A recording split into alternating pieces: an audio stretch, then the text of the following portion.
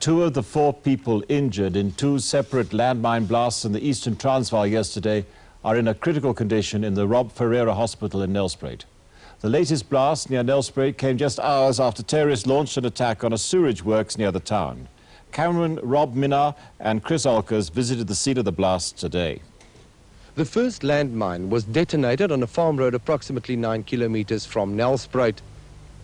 A vehicle with 7 occupants detonated the landmine at approximately 5:20 yesterday afternoon. 5 people died here, including 2 babies, only 9 and 10 months old. The powerful blast of the Russian-made landmine ripped the vehicle apart. The owner of the farm, Mr. Philip Raat, and several other neighbors who heard the explosion rushed to the scene.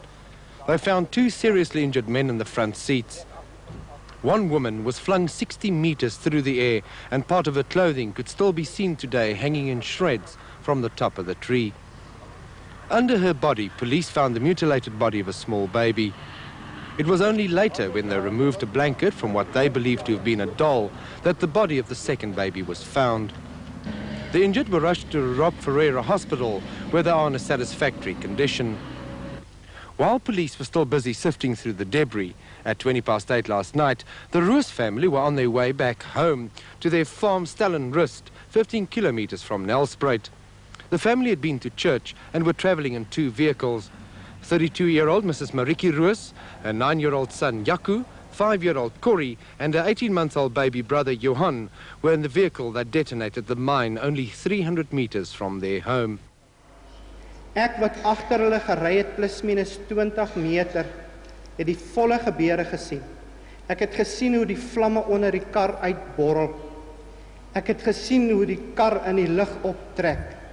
Uit die pad uit, in die linkerkant 90 grade weg, in die bos, stukke metaal, stof, grond, het deur die lug getrek. Ek het nader gery gestop, uitgespring, en ek het gesê, Here, waarom? The African National Congress was banned by the government in 1960 and its leaders jailed or driven into exile. The movement became convinced that it had become impossible to bring about change through peaceful means only and launched an armed struggle against the apartheid state. The ANC's army was called Umkhonto we Sizwe, or MK. This guerrilla war lasted until the movement was unbanned and started negotiations with the government in 1990. The majority of the people of our country, oppressed as a colonized people, had as equal a right to self-determination and the right to engage in struggle to gain this right as did other colonized people. We, like these other peoples, could and did engage in a just war. This is so, Chairperson, because the overwhelming majority of the actions carried out in the context of that just war of national liberation do not constitute gross violations of human rights. But even if an armed struggle can be defined as a just war, not all actions taken during that war are automatically just or morally acceptable. As in most wars, there was the question of unarmed civilians who died in Umkhonto we Sizwe's war. This is a matter which preoccupied the leadership of the ANC for a very long time. From the beginning, as we tried to indicate when Umkhonto we Sizwe was established, its instructions were that there should be no loss of life. That's why there was mention of strategic roads and communication system and so on. But of course, there is no war, Chairperson, that is conducted and there are no losses of life. The question that we had to consider was, what happens when there are civilians who might get caught in the crossfire? What we did was to recommit ourselves to intensifying the struggle, to saying that some of the restraints that we had placed on ourselves as to how we conduct the struggle would need to be relaxed. And in particular, I would say then that where a military installation was in a commercial or civilian area, that restraint that we had placed on ourselves had to be relaxed. The tactics of the apartheid regime were drawing us into a morass where the rules of the games were reducing and were likely to reduce an honorable struggle and besmear it. In fact, in waging the armed struggle, we broke very few eggs to make a huge omelette. But during the 1980s, the number of civilians killed by landmines or bombs planted by MK guerrillas increased sharply. Ek het nader gegaan. Ek het gekyk na my vrou. Sy het gesit op haar sitplek vergrys. Gedeeltes van haar voete was daar nie meer nie. Haar liggaam was bebloed, vol snye. Sy het gekerm en gevra, "Waar's my bene? Hoekom het ek seer?" My seentjie wat agter haar gestaan het, op daardie oomblik het gesit agter op die sitplek met sy kop skeef en hy was bewusteloos. She was actually bent, her hair was bent, there was nothing. Both legs were actually damaged. And the legs were just collected. It was just a flesh of pieces. That thing does not go away. I still remember, I still relive that incident. That's why I'm here today to say this in front of you. Cadres were under strict instruction to carry out reconnaissance properly so that military patrols were the primary target of the landmine operations. Landmines were used in areas that were extensively patrolled by the South African Defence Force and also by the area protection units known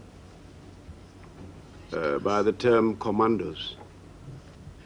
The African National Congress realized that after the few incidents where civilians were caught, the president called us in and asked us to put a stop to this method of operation. I gave the instructions to all our forces to stop using the landmine.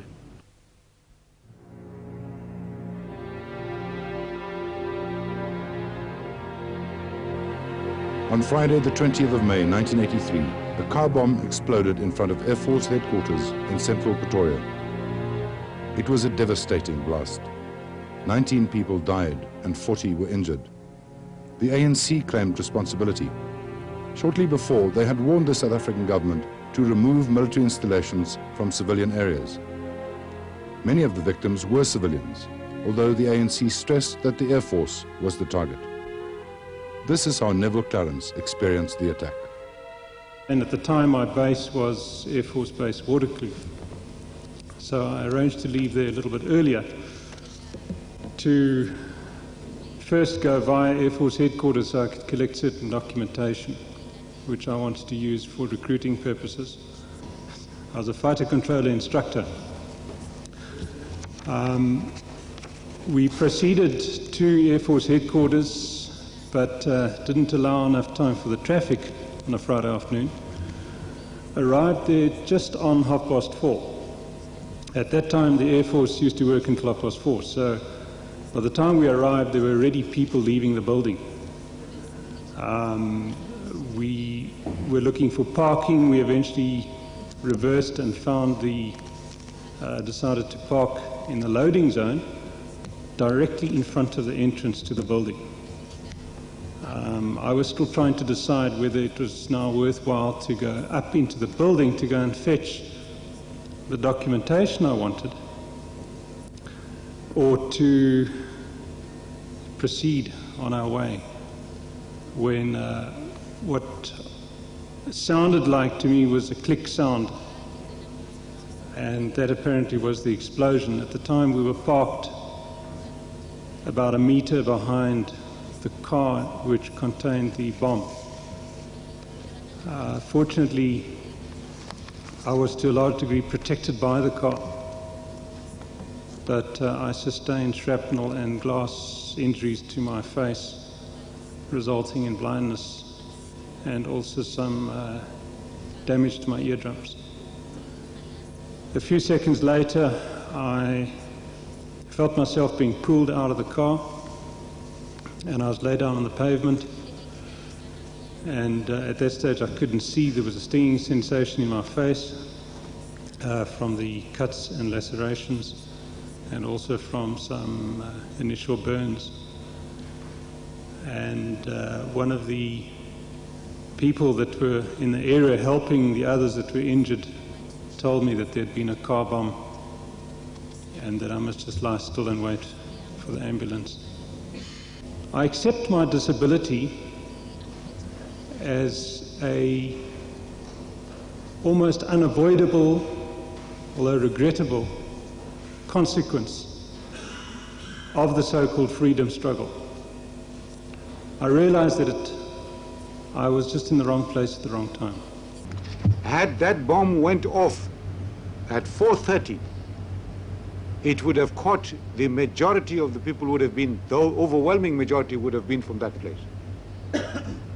But it went off prematurely, and it had been carefully reconnoitered. So there was our problem. And the target was selected, not directed at the civilian population, but at the security force members. June 14, 1986. A powerful car bomb explodes in front of the Why Not Bar, a popular Durban night spot. 3 people die, 67 are injured. Helen Kearney was the barmaid. There was this enormous explosion.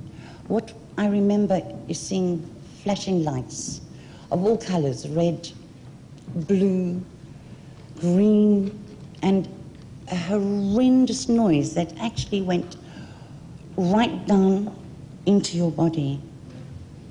But there was like a vacuum after that. There was silence. And then all of a sudden there was this swooshing sound, and everything just went berserk. I don't know, when I spoke to the bomb squad afterwards, they told me it's an impact. There's a fraction of a second or 2 seconds before it actually takes everything away in its stride. It happened so fast, and we didn't know what had happened. It was so tremendous that for the moment you don't know what had happened. Then we saw it in its full colors. It was a massive bloodbath with flesh and blood dripping from the walls. I remember seeing half a head on an optic. I remember smelling burning flesh and dragging people out. There were people walking round in circles. They had splinters of glass, enormous, through their heads, through their backs. They didn't know what had happened. 1 minute they're enjoying a beer and laughing to the music, and the next minute there was this chaos. Umkhonto Sizwe soldier Robert McBride was given 3 death sentences for planting the bomb. After 4 years on death row, he was reprieved and in 1991 given amnesty. Such intelligence information as we had indicated that these bars were frequented by members of the security forces. We regret and are sorry for the loss of life of those who might not have been part of those security forces. The ANC was also confronted with the abuse of its own members while in exile in Zambia and Angola. MK members who were accused of insubordination or mutiny, and those who were suspected of working for the South African security forces, were often treated inhumanely. The ANC even executed 34 of them. The most notorious ANC camp where MK members were mistreated was in Angola. It was called Quatro Camp. I think we were 8 or 9. We were handcuffed the following morning, forced to lie on our stomach in the Land Rover, and we could see now we're going to a place where if they give you bread, you'll think it's a cake.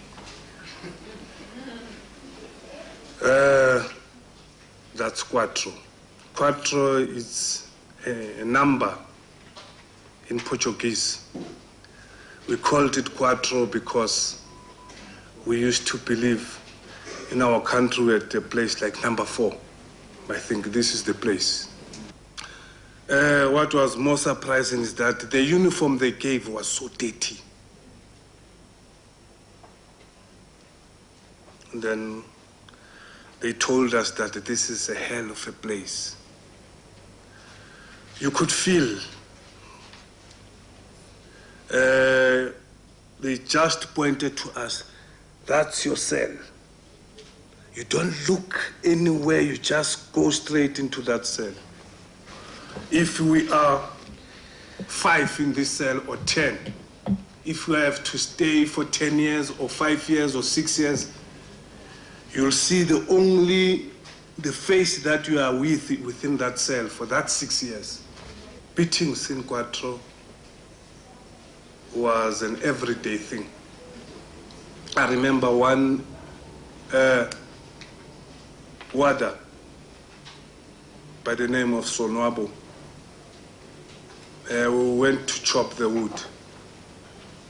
So I happened to look around for a stick because we were using a hacksaw. And it was very early in the morning, around about 8 o'clock. Just for looking aside, he beat me from 8 o'clock until 12 o'clock. I don't have any problem with the membership of the organization as such.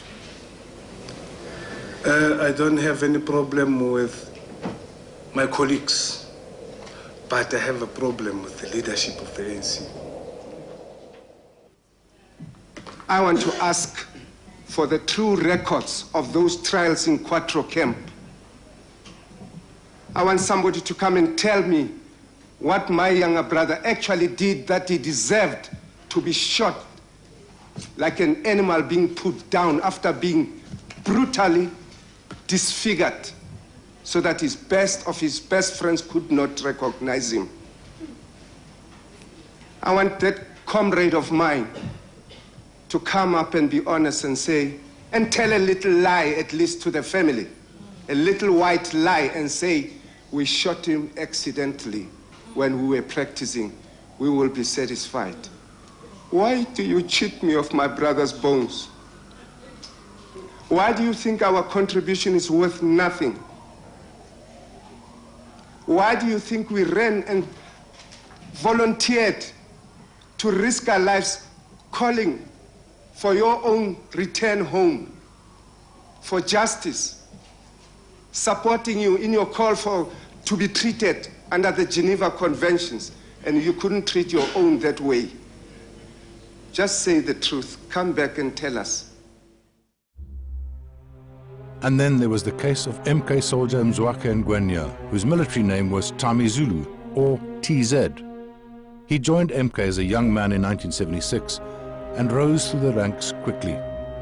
He was detained by ANC security in 1988 and died under mysterious circumstances after his release in November 1989. The submission that I shall make here is not an assault on the ANC as a movement, but something to point out some of the atrocities and the violation of human rights by some of the members of the ANC in exile. In 1989, we heard he was in detention in Lusaka.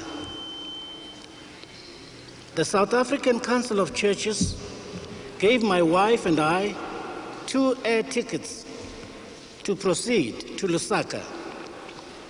In Lusaka, I met Mr. Nzo, then Secretary General of the African National Congress, Mr. Nkobi, Treasurer General, Mr. John Tlantla, Chief of Intelligence, and Mr. Zuma, Jacob.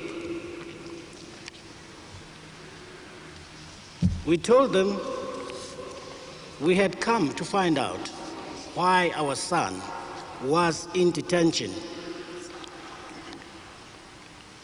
They told us that our son was not detained. Of course, this was proved afterwards to have been a lie. 6 months later, his wife phoned me to say TZ was now in an ANC cell and in solitary confinement, and that he was being tortured. At my expense, because the SACC could no longer finance me to fly over to Lusaka, I bought my own air ticket. I waited and waited. And altogether, I remained in Lusaka for 18 days. And in the 18 days, I hadn't seen my son. Why was I not allowed by Mr. Zuma to see my son for 18 days? Even under the most cruel regime, apartheid regime, people were allowed visitors. Around December, Reverend Frank Chikane phoned me to say my son had been released by the ANC and was very sick. I should fly over, he said, because my son needed my moral support. It was very strange. Very sick, a bag of bones. Instead of being taken to hospital, he's thrown into the street to look after himself. We have waited for 7 years since TZ's death. 7 years since TZ's death for official contact from the ANC. Nobody, despite what he did for the organization, came to us to say we're sorry, just to offer their sympathy. No one came. There is some contradiction. The military wing was with him. They supported him right through. Even at the time when his corpses were fetched from Zambia, they were with him. They were working with the family. They had nothing against him. And the people who were not working with him, that is the security, is the group that had something to do with him. There's that contradiction, which shows that there was a little clique. One of the papers quoted that there was a struggle of power. And of course we know, my son said it when we had gone to see him the last time in Zambia. He said it, that there was bad blood between him and Jacob Zuma. I challenge whoever says TZ was a police agent. The ANC is a free movement now. They should institute a commission of inquiry headed by a judicial officer where we are all represented. I challenge them to prove that he ever was, or my family ever had any connection with the special branch. I challenge them. I challenge them. I challenge them. When he was in Lusaka, Tamizulu was not confined to a detention center. He spent most of his time in residences, although separated from the rest of the ANC community. At no time was he tortured or subjected to any undue pressure. When he was released, he was ill. Independent pathologists found that he had contracted the HIV virus and was suffering from AIDS-related complex and possibly pulmonary TB. However, Tamizulu died of poisoning after his release. And to this day, it is a matter of conjecture as to who administered this poison and why this was done. The African National Congress unreservedly apologizes to all civilians who lost their lives, whether in crossfire or any other circumstance. Our aim has never been to attack civilians. We believe that it is appropriate that in our country today, in the interests of reconciliation and unity, that we should apologize. We do so.